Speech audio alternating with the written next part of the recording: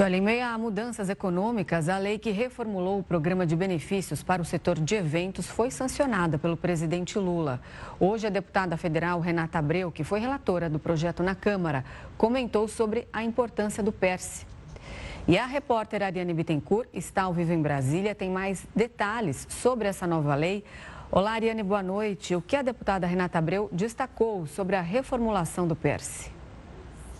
Boa noite, Renata, Gustavo e a todos que estão nos acompanhando. Esse assunto continua reverberando bastante aqui em Brasília e a deputada Renata Abreu, do Podemos de São Paulo, na realidade, exaltou a continuidade desse programa no sentido de ser uma espécie de reparação para o setor de eventos que foi bastante prejudicado durante a pandemia de Covid-19. Ela chegou a citar que foi aí o setor cujos serviços foram os primeiros a fechar e os últimos a retornar à normalidade por conta da Covid-19. Portanto, disse que caso não houvesse a continuidade desse programa, haveria dificuldades ainda para que esse setor continuasse firme, gerando empregos em todo o país. A gente destacou um trecho do que disse a deputada e vamos acompanhar. É a correção, né, de um setor que foi o mais prejudicado na pandemia, foi o primeiro que fechou e o último que abriu. A gente sabe disso, setor de evento, de entretenimento turístico, e era necessário uma política pública para manter vivo esse setor. E o resultado veio. Foi o setor que mais empregou no Brasil. Por causa do PERSE, mais de 800 mil empregos foram gerados, né? Então, isso é muito gratificante quando a gente consegue ver que a política está transformando vidas, né? O PERSE retomou um setor que é a essência do Brasil, o setor turístico, o setor de eventos.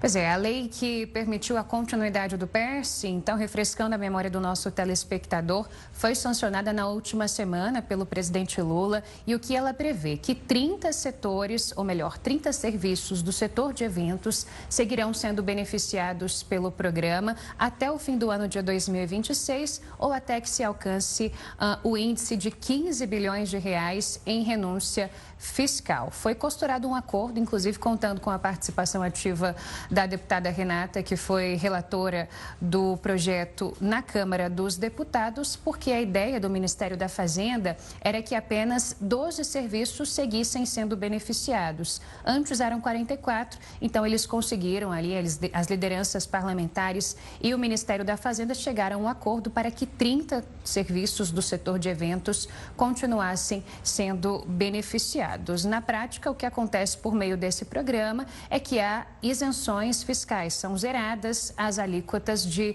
4 tributos, 4 impostos federais, incluindo aí o imposto de renda, o que dá uma espécie de fôlego para que esses serviços como hotelaria, o pessoal de produções teatrais, restaurantes, continuem de alguma forma destinando esse valor para gerar mais empregos. O PERSE, ele foi criado na época da pandemia, ainda no governo do ex-presidente Jair Bolsonaro, mas desde que a pandemia acabou, começaram a ser ventiladas algumas iniciativas para que ele fosse encerrado, de modo que o governo arrecadasse mais. Mas aí esse acordo permitiu que ele seja continuado, então, por mais algum tempo. A deputada que esteve aqui na redação de Brasília, ela falou também sobre um outro assunto, que é justamente a preparação, os preparativos para as eleições municipais deste ano, de que forma os partidos estão se articulando e de que forma a população também deve se programar para escolher aí os seus candidatos por todo o país. Vamos acompanhar.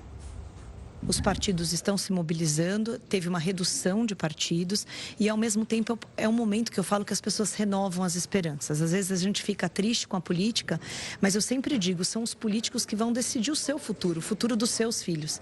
Então, a pior coisa que um cidadão pode fazer é se omitir, né? A melhor coisa que nós temos que fazer nesse momento é usar a arma mais poderosa que nós conquistamos, que é o voto. Ah, eu estou triste com a política, eu vou votar nulo, alguém vai ser eleito, e é esse alguém que vai cuidar do seu futuro. Então, todo cidadão brasileiro precisa compreender a importância do momento da eleição, onde nós escolheremos aqueles que vão decidir e cuidar do futuro dos nossos filhos pelos 4 anos seguintes. Então tá aí, recado importante para o eleitorado brasileiro. Aqui no Distrito Federal nós não temos eleições municipais, mas somos exceção à regra, porque em todo o país as eleições vão acontecer aí ainda neste ano. Nesse primeiro semestre a gente tem o Congresso muito movimentado, já no segundo semestre a expectativa é de que os deputados, senadores partam aí para suas bases, justamente como uma forma de preparação para essas eleições. Volto com vocês. Tá certo, Ariane. Obrigado pelas informações. Uma ótima noite, um ótimo feriado.